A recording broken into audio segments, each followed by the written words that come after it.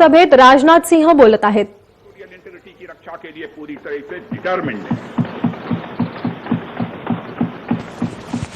इसके बाद मेरे कोलीग विदेश मंत्री श्री जयशंकर जी भी 10 सितंबर को मास्को में चाइनीज विदेश मंत्री से मिले. दोनों एक एग्रीमेंट पर पहुंचे कि यदि चाइनीज साइड द्वारा सिंसियरली और फेथफुली एग्रीमेंट को इंप्लीमेंट किया जाता है तो कंप्लीट डिसएंगेजमेंट प्राप्त किया जा सकता है और बॉर्डर एरिया में शांति स्थापित हो सकती है. अध्यक्ष महोदय, जैसा कि सभी सम्मानित सदस्यों को जानकारी है कि बीते समय में भी चीन के साथ हमारे बॉर्डर एरियाज में लंबे स्टैंड ऑफ्स की स्थिति यह कई बार बनी है, जिसका शांतिपूर्ण तरीके से समाधान भी किया गया था. हालांकि इस वर्ष की स्थिति, चाहे वो ट्रूप्स की स्केल ऑफ इन्वॉल्वमेंट हो या फ्रिक्शन पॉइंट्स की संख्या हो, वह पहले से बहुत अलग है. फिर भी हम मौजूदा स्थिति के शांतिपूर्ण समाधान के लिए पूरी तरह से कमिटेड हैं. इसके साथ साथ मैं सदन को आश्वस्त करना चाहता हूं कि हम सभी परिस्थितियों से निपटने के लिए भी तैयार हैं.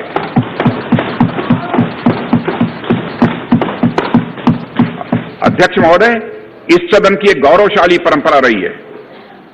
दोहराना चाहता हूं अध्यक्ष महोदय कि सदन की एक गौरवशाली परंपरा रही है कि जब भी देश के समक्ष कोई बड़ी चुनौती आई है तो इस सदन ने भारतीय सेनाओं की दृढ़ता और संकल्प के प्रति पूरी अपनी एकता और भरोसा दिखाया.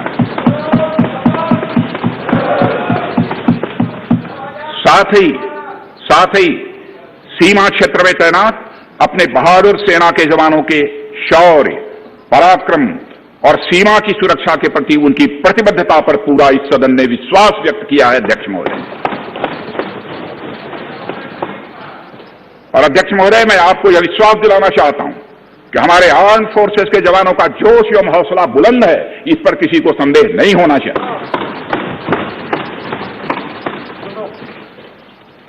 माननीय प्रधानमंत्री जी के बहादुर जवानों के बीच जाने के बाद हमारे कमांडर तथा जवानों में यह संदेश गया है कि देश के 130 करोड़ आदिवासी जवानों के साथ खड़े हैं. उनके लिए बर्फीली ऊंचाइयों के अनुरूप विशेष प्रकार के गर्म कपड़े, उनके रहने का स्पेशलाइज्ड टेंट तथा उनके सभी अस्त्र शस्त्र एवं गोला बारूद की पर्याप्त व्यवस्था की गई है.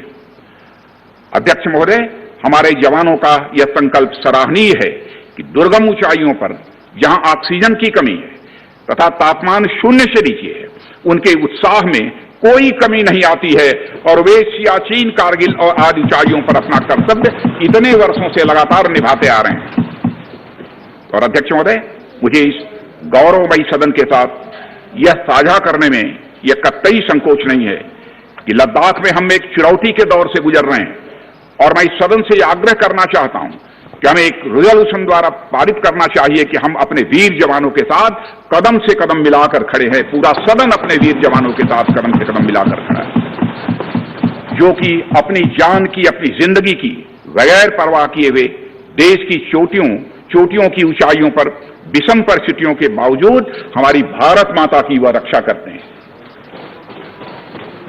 यह समय है जब यह सदन अपने सशस्त्र सेनाओं के साहस और वीरता पर पूर्ण विश्वास जताते हुए उनको यह संदेश भेजे कि यह सदन और सारा देश सशस्त्र सेनाओं के साथ है, जो भारत की संप्रभुता और अखंडता की रक्षा में लगातार जुटे हुए हैं. इन्हीं शब्दों के साथ अध्यक्ष महोदय, मैं अपना निवेदन समाप्त करता हूं. आइटम नंबर 11, महासचिव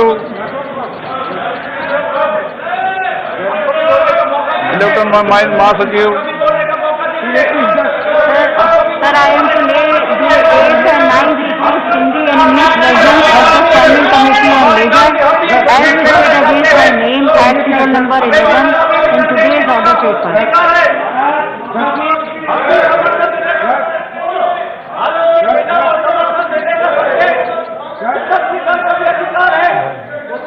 आइटम नंबर 13 से अनुराग सिंह.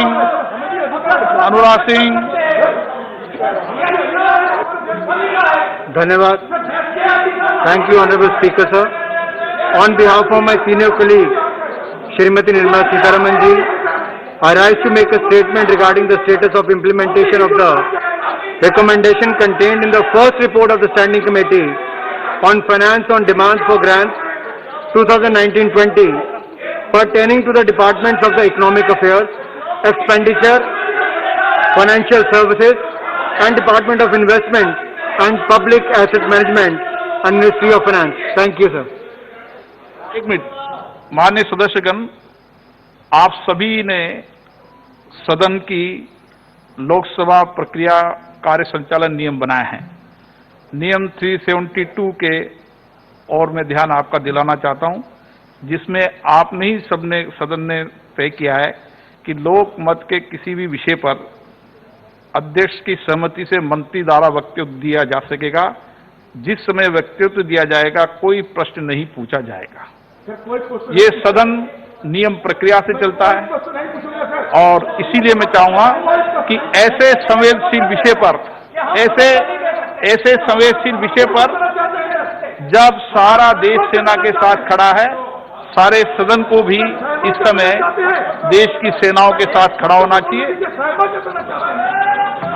श्री नरेंद्र सिंह जी तोमर।